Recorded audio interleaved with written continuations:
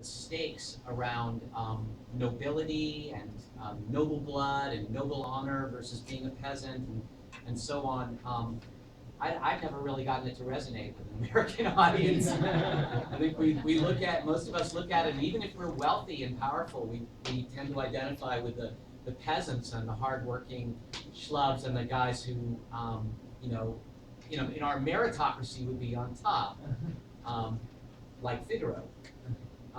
And so anyway, we're always looking for ways to communicate that same power struggle, status game, and very importantly in this play, the implicit trust that's placed in the nobility and the violation of trust that occurs when they begin to abuse people lower than they.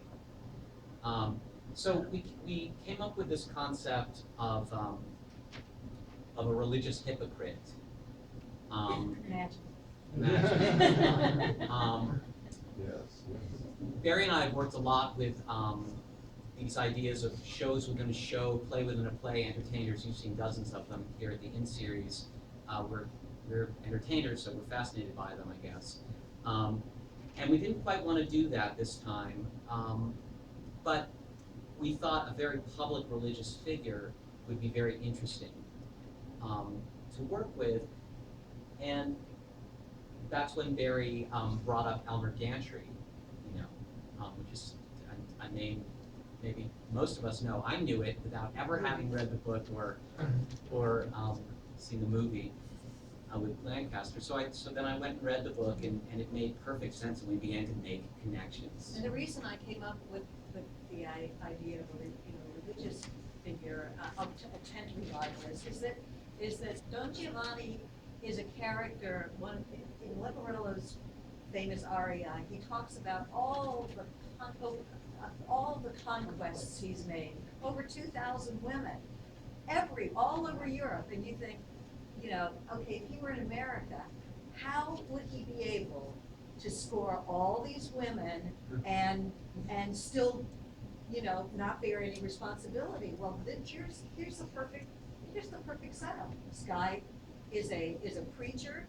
He does he works his magic. He attracts these women, and by the time their fathers get wind of it, he's folded up his tent and moved to the next town. So he can move all over the country and make all these conquests and get away with it. And so it seemed like it was a good fit for us. We also think there's something in, given that number, 2,000, there's something magical about he has superpowers, basically. And we think that he has gifts. Actual gifts. Yeah, like if he had any moral center, he might have been a successful preacher and a spiritual leader and counselor without the added element of womanizing. And it's only because of this sort of lack of morality as we understand it, and this kind of sociopathic attitude he has, that he can, it's because of that his gifts end up kind of going for that. One thing I really liked about it, and I'll just say one more thing about the concept, is that, of course, the play tricks you. The play appears to be kind of a sex romp. It's got a murder in it. It's got this attempted rape halfway through. So it has these disturbing elements and these sharp drops in joviality, but most of the time everybody's jovial and blissful.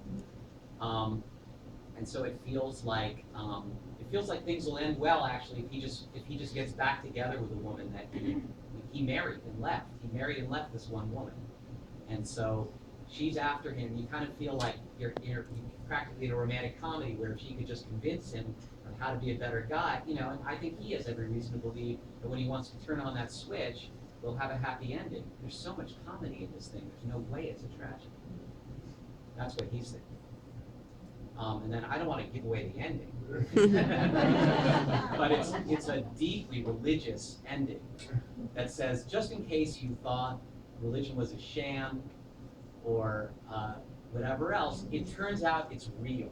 Heaven and hell are real, and sinners are in trouble. But it comes out at the very last second, and you say, what? I mean, even if you kind of hated him, you really love to hate Giovanni all the way through. It's just too appealing. So it's really kind of a shock in the punch in the face of the audience when gets dragged down to hell, and you say, oh, we're in that universe. You know? And so I really liked what the religious hypocrisy theme did to do that same thing, make it hide right in plain sight. It's quite obvious. Everyone's telling him he's going to hell. Not listening. Yeah. Okay. I just wanted to add something, if I may. One is that I'm comfortable and uncomfortable with the word access. And since I see many of you here, long-time friends and fans, our ideas about access have, as you all know, nothing to do with downgrading either the music or the story. It is about access in a cultural sense. And we haven't been all that successful in attracting new opera goers, but slowly but surely, we're getting there. Tom is one. No, but so that's dealing with access. It's about creating the cognates that Tom was talking about, and truly universal works should be universal at any time or place. So, okay, can we make it universal and speak to us with that beautiful late 18th century music? Can it speak to us today if we do a switch on the story?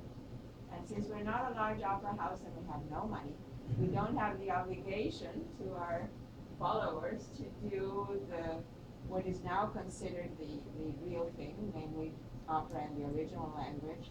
And I'm somewhere in the middle, but I have to tell you that at Mozart's time, nobody would have dreamed of doing opera in any other language than that of the country where it was being performed.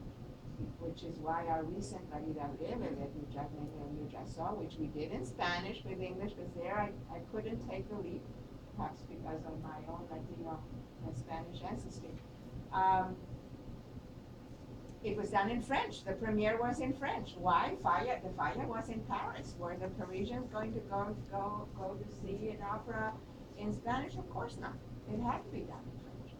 In Mozart's time, it was immediately translated into German when he wrote For the People, which he wrote Magic Flute and Abduction for those